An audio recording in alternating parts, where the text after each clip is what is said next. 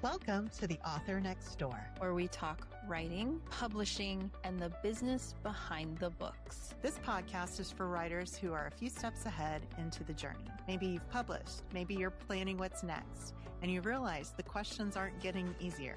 They're just getting more interesting. Sometimes it's just our fabulous selves. Sometimes we bring friends to the table, but it's always lived experience and information you can use. So pull up a chair. The conversation starts now. Welcome to episode 51. I'm Cassie Newell, and I'm here with my co-host, Angela Haas. This month is New Year, New Us, same fun conversations, just a few thoughtful tweaks and additions. As we head into another year of writing, we're really leaning into our mission of being the podcast where authors can talk honestly about what this career looks like, not just at the beginning, but several books in, when questions get bigger and paths get less linear. One of those additions is something we're really excited about is the Author Next Door After Dark. We're talking all things romance, even if you're not a romance author. Stick with us. This is where we get a little more candid and unfiltered about those dynamics that really work on the page. But first, we're kicking off this year by talking about how to start the year off right. What that actually means for real writers and real lives. We share our plans for this year, how we're thinking about goals and self-care. So with that, Angela, let's jump in. Let's talk about your goals for 2026. I'm not sure I can go first, but I will. I'm going to wing it. And just, it's great to be back with you after our holiday break. I just wanted to interject with that. And we're refreshed and getting ready for an exciting new year. So listeners, thanks for tuning back in. Goals. The number one goal I have and I have to stick to is being more focused on marketing. But I even have to simplify that down because I really just stopped sending my newsletter out. I have subscribers. And for me, I made this weird transition. So I had been building my email list with superhero sci-fi readers, some fantasy readers, right? And I had a really good list of those people. But then I started writing romance. Now, I think there's a little crossover because the women that loved my older women superheroes and the romance subplots are still reading the contemporary romance, but it's a completely different way of marketing. And then I just stopped. So I need to get back into at least focusing on that romance newsletter twice a month. And I used to set big goals. Oh, I just want to publish 3 books this year, but I don't think that works for me. I think I need to pick one goal, one big centered one, marketing specifically, building up that newsletter. And then if I add other goals along the way, that's great. But if I can just finish this one, then I didn't let myself down. I used to make a list of 10 things and then life gets in the way. So that's my big goal. I do want to finish No Recipe Too Risky, which is book 2 in the Firebird Ranch series. But there's something else nagging at me. Should I tell you? Yes. So I'm thinking about taking down First Strike and Seconds to Oblivion because I have such an itch to go back, which you're not supposed to do, but we're trailblazers, whatever. I think I have different reasons, but I feel like what I know now, I want to make those books more me. I feel like I had a lot of advice in my head, some good, some bad. And I gave up a lot of my agency about where I really wanted those books to be. And I noticed it happening sometimes where I've got 3 books up. People are reading through the romance and they stop in the beginning of First Strike. And I know exactly why they're doing it. And it's because I didn't listen to myself and I took advice, which as a new writer, you do. I mean, and it's not that I didn't have well-meaning people around me. I think that they were giving me advice to just exactly what they like to read and not really understanding the genre. And so I've got this itch to like cut out so much of the backstory I put in that makes the first few chapters so boring and do it the way I was going to do it in the beginning, like the way I wanted it to be and not what someone told me to do. Mhm. And that's like, you're not supposed to go Yeah. back, but it's not selling. And I know people say you're not supposed to rewrite something that isn't selling, but I'm like, but what if I know why it's not selling? And what if Yeah. I work on it, not the whole story structure, but I change the villain back to what I wanted it to be and not what someone told me to do? I would take out the backstory. I have so much in the beginning that I think it slows down the action Pacing. Yeah. and the pacing is so off. And then it starts really going once I started listening to myself. But I might take it down, get book 3 written so that I can put it back up with new covers. And Kathleen Sweeney from Book Brush, if you're listening to this, don't worry, we're going to still work together on this. Um, she designed amazing covers. And as I say this, I don't want, it's not, the covers are outstanding, but refresh it, rebrand it a little, maybe have a pen name, and then relaunch with a lot of energy. And then if it's still like, and I'm not going to spend that much money, but that's something I I think love that, that you're repackaging it though and yeah. relaunching it completely because I think that's the issue when people tinker with something Hmm. that's already published because you already have something sitting out in Hmm. the internet with reviews and all the things. So I would just take back your IP if that's what you want to do. I Yeah. think I'd feel more satisfied because then it's truly me and not 5 different people putting in their own wants and Yeah. desires. And I know what to do now where I didn't. And I know to trust myself more where Yeah. I had no self esteem. So I think that would be more meaningful because then Mm, it's me. Then it really is something I'm super proud of. Not that I'm not, but there's things that would totally change. Whereas with the first 2 romances, they are really me. I love them. And thank you. There's not, I mean, I might tweak a couple things, but I'm proud of them. I'm glad they're out there. That Yeah. was a Thank you. long-winded goal, but that's a goal. I love it. Yeah. I think Yeah. it's worthwhile because there's a lot of times, when you're towards the middle of your career, you look back on earlier work and you're like, Mhm. do I touch it? I want to touch it. Like, you never know. And I have to be honest, I did rewrite a good portion of Magic and went to another editor in between when I was supposed to be writing book 2, Mhm. but it's better. But then I knew it wasn't fabulous, but I'm not going to retouch it. Like it set the course for how it all ends perfectly. So I'm happy Yeah. with that. So I get it. But if you're gonna do it, yeah, relaunch it, repackage it, do the whole kit and caboodle. Because if you're gonna lean in, you might as well start it afresh. Yeah. So, let's talk about your writing goals, and then we can talk about Do we have to? self-care goals. Okay. You have a lot. It sounds like a lot. So I'm completing 2 short romance series in my town of Peachwood Grove, Georgia.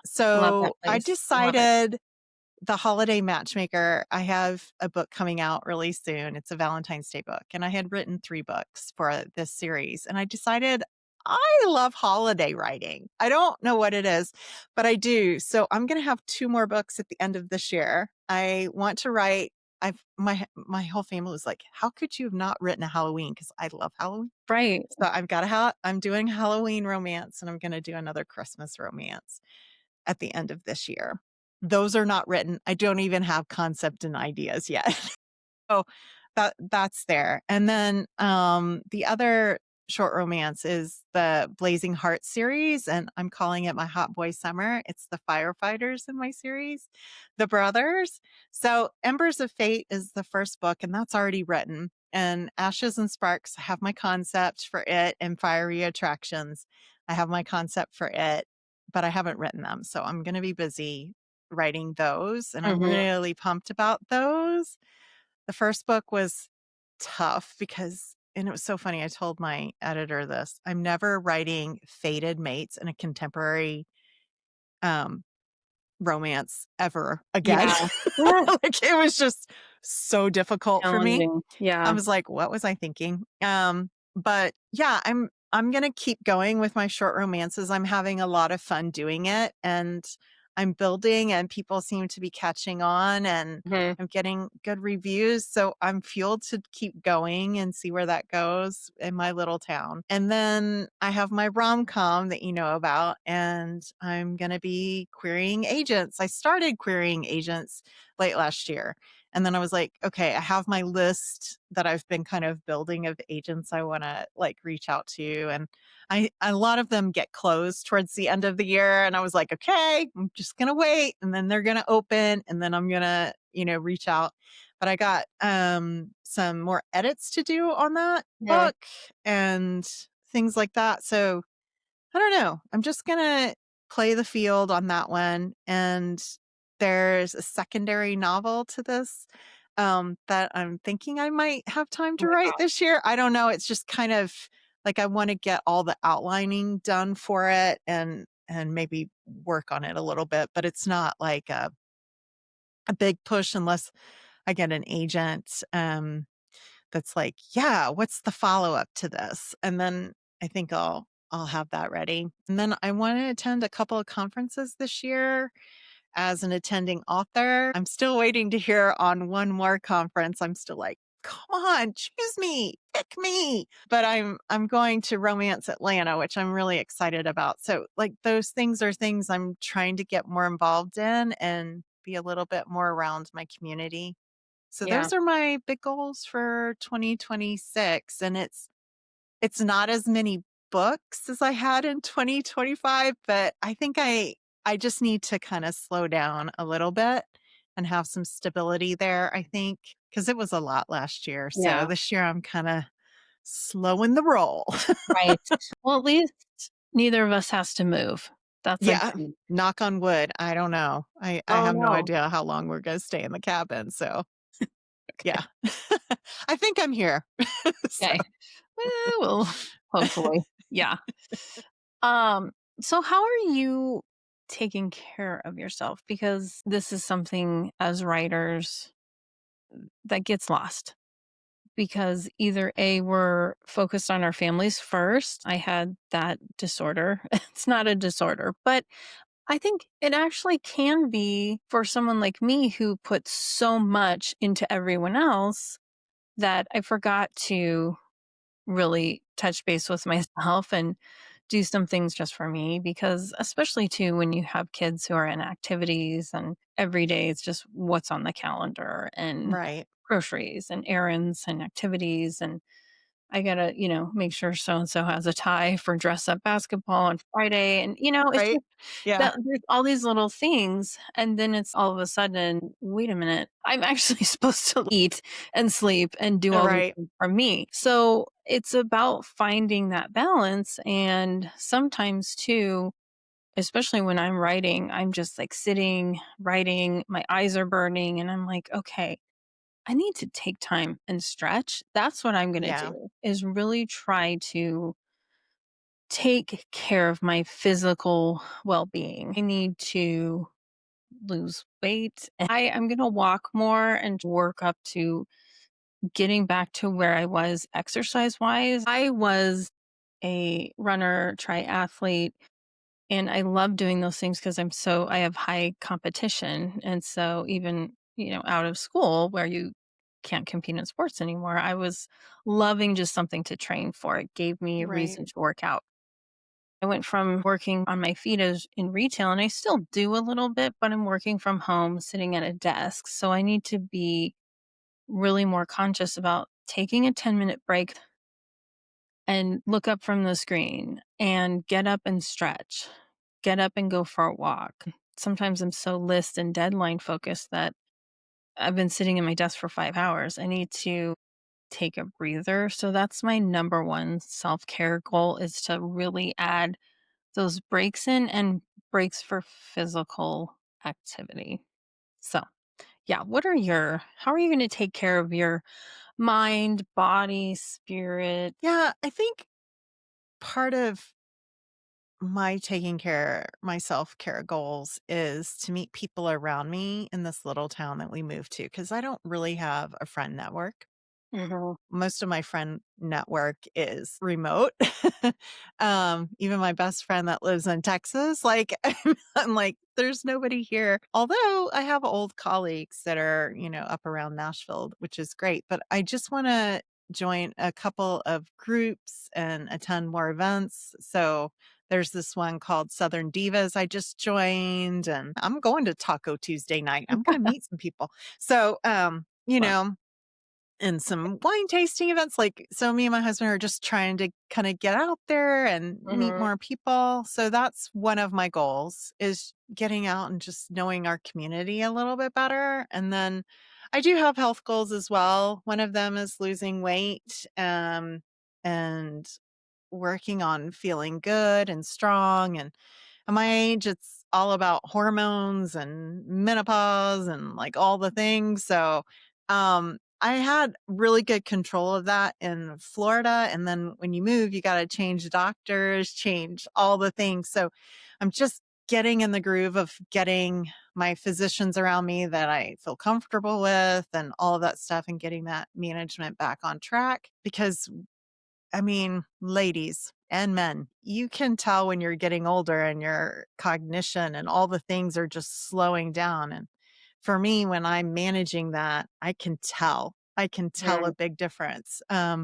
So I'm really excited to kind of get back there. And we joined our rec center, which is like out in the country is the gym. I just want to be a little bit more active and doing those things. And I do sit at my desk 8, 10 hours a Well, day. yeah. That's my remote job. Mhm. So it's tough. My animals make me get up and give them lunch and take them out and things like that, which is great.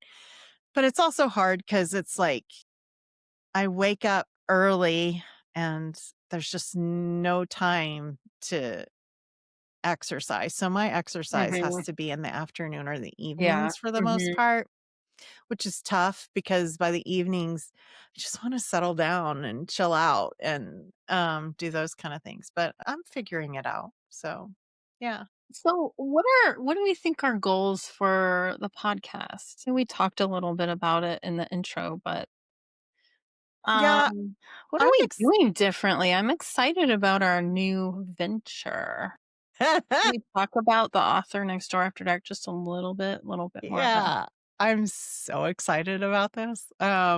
So the Author Next Door After Dark, it's gonna be a monthly episode, and it's a space for deeper conversations, honest takes, that happen after hours, like when it's just Angela and I just chit chatting. And the reason I'm so pumped for this is because when when we were talking about this, I was like, we both write romance. We both have this concept that everybody writes romance. They just don't realize it sometimes it? because Mhm. it's all about relationships. It's not always Mhm. about the spice and these Right. other things we talk about.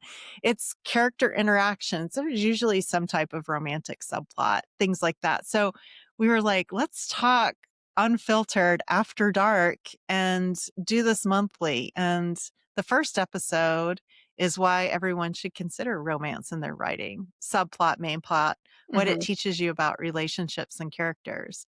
And I'm so pumped to do this every month. It's just a little bite-sized episode, but only subscribers get it. Yep, you have to subscribe to our newsletter. Yep. Sorry, you've gotta work for it, You got to work for it. for the So make pen. sure and subscribe theauthornextdoor.com. Mhm. And yeah, I'm really excited for us to get going on that. Like unleash me. We're going to chat. We're only gonna talk in sultry voices. Yes. No, we're not gonna do that. Maybe, But but, we could. like, pajamas, a little cup of tea, or a Yeah, who martini, knows? whatever. I mean, Sasha we might have people come on if Sasha's coming on to talk about things. We might need a martini for that, but, yeah, Yeah, but maybe. Maybe we'll have some guests, some maybe, surprise guests. maybe. We've got some feelers out, but yeah, I'm really excited about it because it's something that's near and dear to my heart and your heart, and I know that, we're gonna continue writing in romance, and it's a lot of fun, and I think, it's the most read genre, Mhm. and I think everyone can learn from it, and I think I've learned from it to apply to other genres, and just I think people poo-poo sometimes it off, and you really shouldn't. I mean, there's a lot you can learn from it. Yeah, it's gonna be fun, but who knows? Maybe a male listener trying to add a little romance to his sci-fi plot, maybe this one's for you. There's Yeah, so many options, romantic even in horror. suspense. I guess where isn't there romance? There's not romance and cozy. Is that like I think that's a deal That's not breaker. true. Okay. That's not See, we got true. to okay, save it. Save it. Yeah. Uh, but that's kind of what we're going to be exploring, you know. So that's a really cool thing that's coming. Yeah. Yeah, I'm really excited about it. Yeah. Yeah. So, as we're kinda wrapping up this episode, what are some of your takeaways from today? Well, I think what I want listeners to take away is when you set your goals, they can be one small goal. And if you reach that milestone, set another goal. I think sometimes there's pressure to set a bunch of big goals and make all these resolutions. Yeah. And then we go to the gym once and we don't return. So sometimes Spins. smaller, smallest goal can make the biggest impact and really focus on taking 5 minutes for yourself, even if you've got family pressures, work pressures, there is 5 minutes in the day for you. You just have to find it. Yeah, yeah. Oh no, is the cat butt coming? I missed it. Honestly, She's gotten really brave lately. I'm like, "No." I want it. Yeah. Wait, maybe I shouldn't just shout that. Okay. Um, Go ahead. What are your takeaways? What have you learned and what do you want listeners to take away? So, from today's episode to take away, I think too, just having flexibility in your goals of what you said, but also giving yourself a little grace. Like, I don't have everything all worked out. I tend to do my goals in semesters anyway. I have like a Right. yearly one and then I just kind of semester it out. But I also think, what I learned from 2025 was I can't keep that schedule. Mhm. So going into 2026, I'm not. I'm just not. So I'm really excited to kinda have more space to breathe. I think it'll also help me creatively, so I'm really excited for that, and then I just like things that do pop up. So, like, us changing a little thing, with After Dark, it doesn't really change this format of this podcast, but it's something a little extra and fun. I kinda like those things, like you're talking about your sci-fi series and taking that back and doing something a little extra, a little fun. Like, I love those opportunities. So, yeah, that's what I've learned today. So, with that, I was gonna ask you, any personal updates or what you're watching, reading, doing, any viral moments you wanna chit chat about? Miss Threads Queen? We are struggling a little bit with a new show, but we kinda liked Man on the Inside with Ted Danson. Really? I don't know anything about this. He's an older gentleman, obviously, who gets an undercover assignment in, like, a senior living center, and Wow. all the shenanigans that go on there, but he actually solves a crime, like a cozy mystery kinda crime. Fun. And it's called Man on the Inside. I believe it's is it Hulu or Netflix? I'm not sure. Either one of those, but, Mhm. 2 seasons, and it was actually really charming and just fun. Like, some things for me are a little too dark out there, so we just wanted something fun. Escapism, that's also another goal. Whatever I'm reading and watching, it's just happy, light, escapist. That's it. Yeah. I love So, that. and then I'm just working on No Recipe, Too Risky, book 2 in the Firebird Ranch series. if I don't have another billion ideas and start something else first. Okay, what are you? What's your update? So I came just a little late, but I started watching on HBO. Now, everybody probably knows that I am a huge hockey lover, even though I don't write hockey romance. Maybe it'll happen, but not right now. So I read a lot of it, but I didn't know about Heated Rivalries, which is on Is that HBO. everywhere? And it is about two gay hockey players, although there are other gay Yes. All right. subplots No. Yeah. involved. And it killed me when I started watching them because the episodes were dropping on Fridays. Like it's not a binge and be done with it. And it's Oh man. so hooky.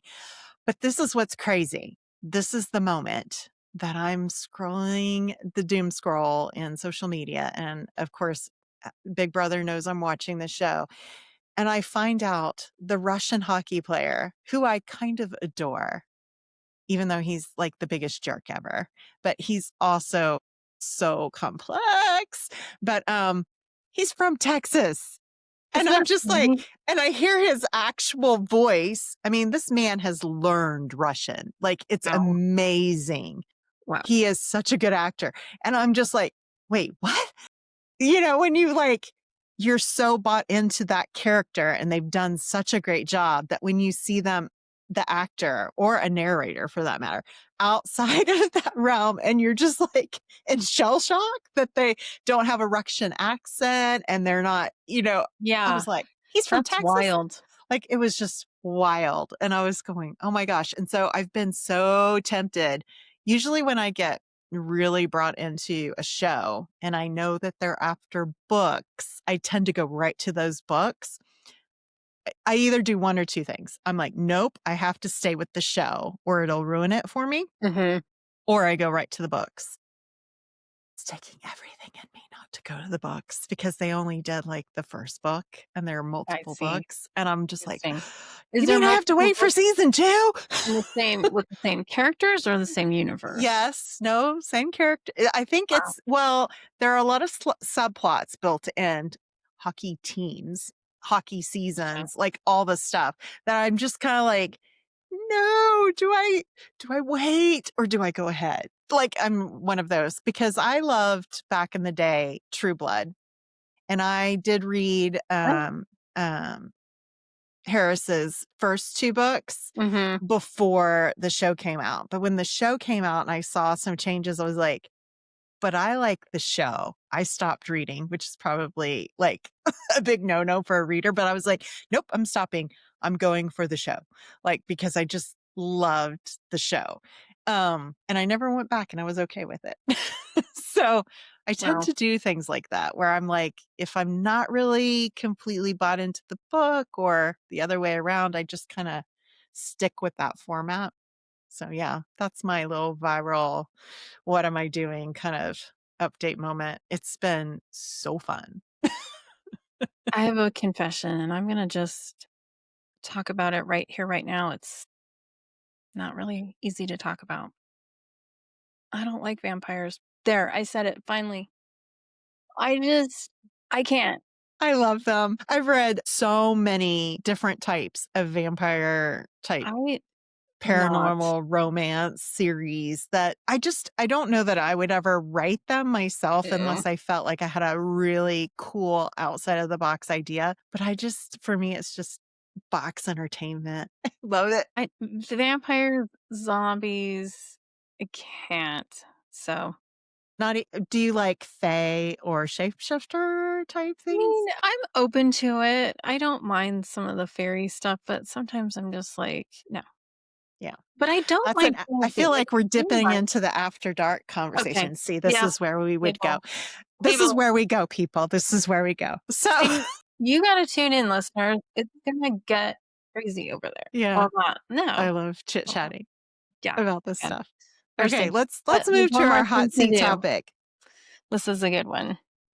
And this is I got this at our local little like market. Lumatory questions for gatherings, conversation cards. Okay. If money were no object, what would you love to do for work? Hmm. Okay, besides being a famous romance novelist. Money, you know what I would love to do? Um, I would love to have like a books and ball gown, like indie award type conference. I would love to have, yeah, I would love to put on some conferences and indie awards and like have my own, like, and I don't know mine, but like an award for just indie authors in general that are just killing it. Cause I feel like a lot of times, it's about the New York Best Times and things like that. And those are great, but they're also pretty bought too. Yeah. And when you get in this side of the business, that you start seeing that more and more. Mhm. And it's really held captive by publishers. I would Right. love to have kind of a Goodreads type thing where you could go and it's only indie authors. Mhm. If you're a hybrid, that's great, but only your indie books are in this, to be awarded and given things by the community of readers that support indie authors and having some kind of award and conference around that. I would love that. I think that would be Okay. really cool. That's Yeah. awesome. Well, I would be like Indiana Jones. I love like cultural anthropology in school, but I would have loved to be this is if I wasn't a nervous flyer, I would be like an archaeologist. Yeah. Or yeah, like I would love to go to places and think you find something or, dive for sunken treasure and find things and that are just like important historical relics and just the time it takes. We love watching Expedition Unknown with Josh Gates.